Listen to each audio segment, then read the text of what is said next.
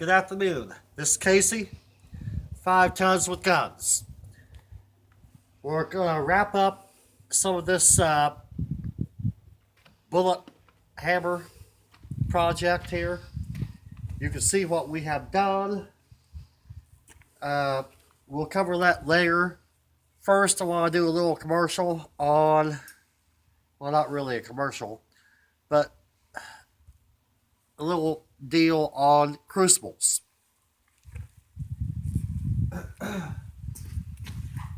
We have 3 number 6 crucibles here.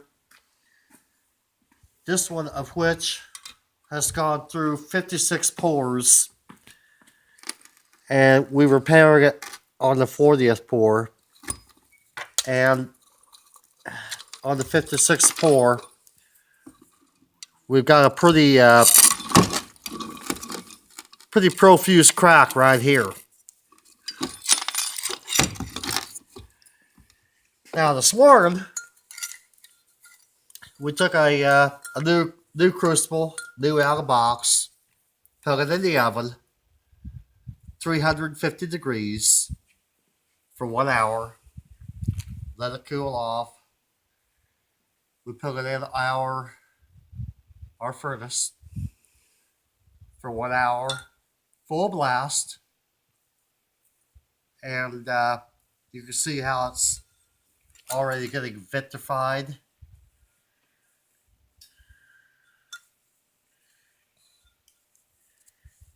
A glass-like material.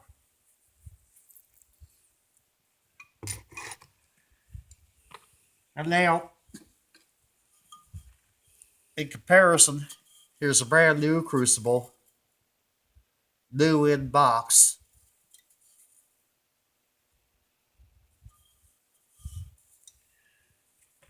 Compare each one of them.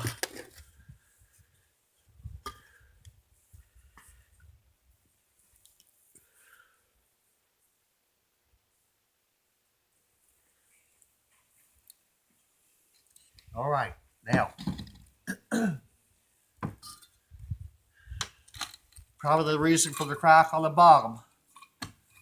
I've measured it, and you've got only like 3/4 of an inch on the bottom thickness, and you've seen me poking with my rod. I haven't exactly been gentle with it. But anyway,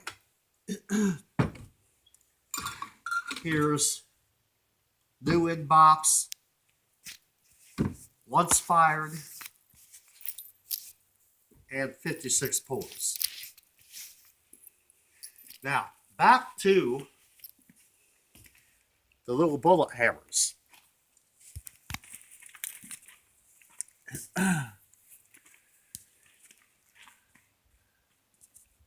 Here we are with aluminum. Pretty good. If you want it to stand up, use a Wizard of Oz funnel on top of your sprue, for your sprue. If you want it to fit right in your hand like this, just leave it open. This is your form for your handle. And you can increase this handle or decrease it however you would like to have it.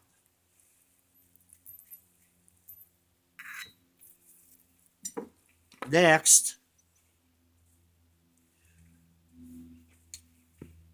brass. And yeah, it will stand up on its own. And if you want to do that, here's a Napa tool. Once you get your form built, push this down in there, and you'll have it, if that's how you would like to have it. Next is here a regular pour with brass.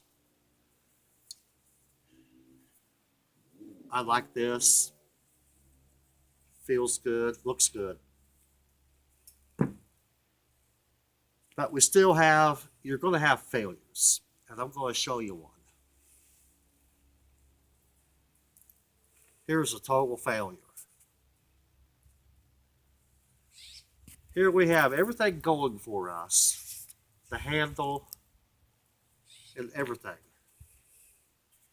And here it got crooked. Well, I suppose that's what happens whenever you lollygag around. Anyway, it's a meltdown. One thing about it, you can always melt down your mistakes and get rid of them. All right, next we did the copper.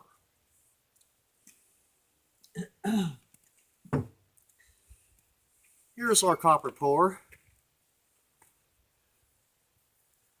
It's pretty good. Look how the copper distorted the outside of the shell casing. You know that both the metals come together. This is the one that you saw us pour and pull out because I got onto it too quickly. In that, seeing how the handle is crooked, I probably should have talked for one more minute.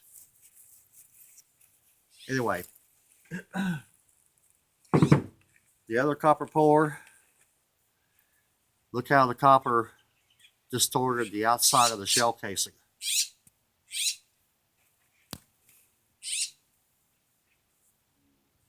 You can file that down, polish it out. Still got a hammer out of copper though. You can do this. All right, next is the abominable bullet jacket material that we keep on harping about.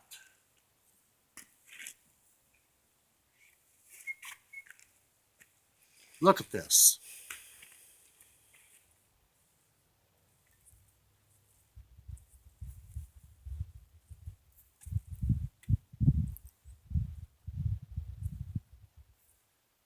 See how it come through? Ruptured the shell casing.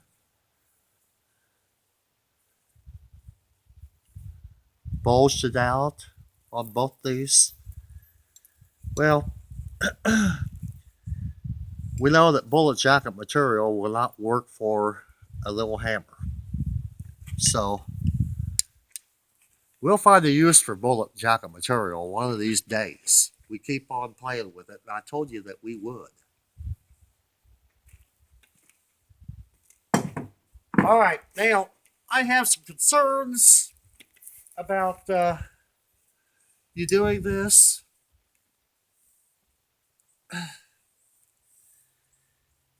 With surplus bullet heads, ammunition, and such.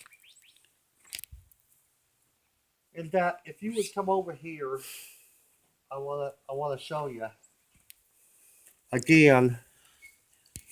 You know, some color coding, armor piercing, incendiary. You've got incendiary compound between the bullet jacket and the steel core. And then on the back, you've got the trace compound backed up by a piece of brass foil. And then here's another incendiary.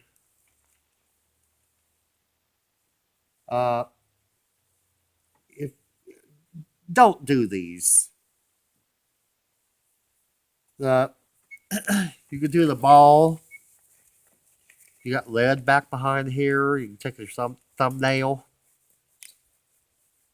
You got lead.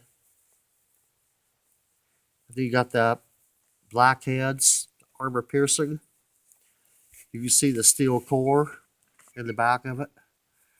These are both inert.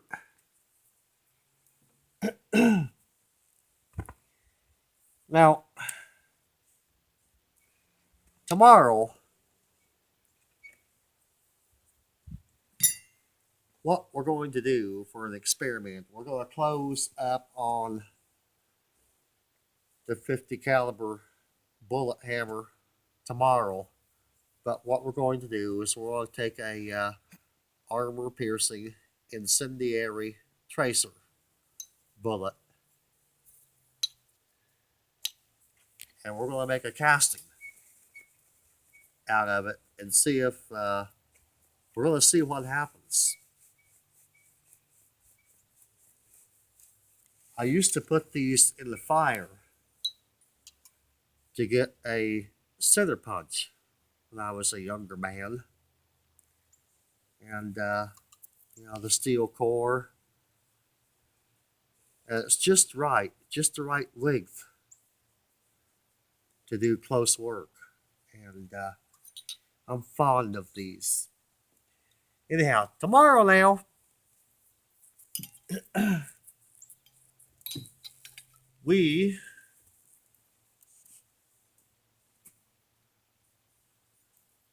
are going to see what a armor piercing incendiary tracer will do when we fill it full of brass.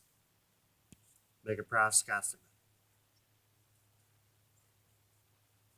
That'll be it for the day, and tomorrow we'll be back right with you.